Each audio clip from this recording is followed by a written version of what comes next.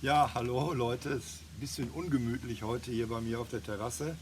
Ich wollte heute eigentlich so ein bisschen erzählen vom Kunst und vom Kunsthandel. Ich habe ja auch so zwei Kunstwerke aufgebaut und habe dazu natürlich ein schönes kleines Gedicht von meinem Freund Heinz Erhardt gefunden. Da geht es um einen Trödler. Es bot der arme Trödlersmann dem Grafen ein Gemälde an. Das zeigte farbig, froh und fisch eine Dose Milch auf einem Tisch. Der das gemalt war namenslos, das Bild dagegen rahmenlos. Da sprach der Graf zum Trödelmann: Was fang ich ohne Rahmen an? Der Rahmen ist das A und O für dieses Machwerk sowieso. Und dann der Preis, ganz unerhört. So viel ist eine Tüte Milch nicht wert. Und außerdem fehlt, wie ich sag, der Rahmen. Also, guten Tag.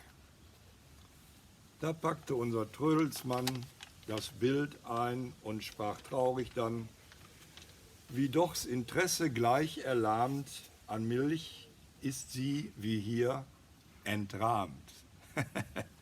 Ein Kunstwerk und ein entrahmtes Bild. So, es wird immer schlimmer, es tröpfelt, also heute sind wir nicht so lange.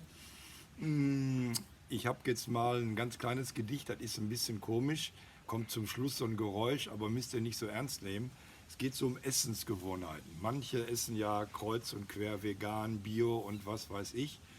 Und meine Frau sagt immer, keine Hülsenfrüchte.